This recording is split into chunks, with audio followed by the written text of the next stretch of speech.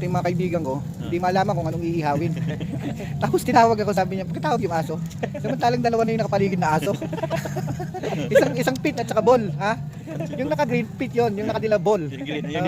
Original yan eh, yun ang amo namin yan, yung mahawak ng ano, ng niyaw. Mapulutan daw to. Actually, itong nakapula, inimbitan ako sa mansion niya, yan. Nandito kami ngayon sa kanilang properties. So, Sunday lang, no? Ang masama doon, pagkatas ihaw, kinuha niya. Naghihintay kami 10 minutes, hindi na siya bumalik. Yung pala, para sa bisita namin. Ayan, no? Dadalhin niya na para sa bisita namin. Nagtaka ako. Sabi niya, inimbitahan kami para kumain. Yung pala, pagkain din ng bisita niya. Subuhan kita. Huwag masyado, mamaya mainit pa yan, sir. Ayan. Sunday ngayon. So, nandito kami sa ano. Yan. Ang laki. Sipit. Yan. Napakaganda yung lugar. Yan.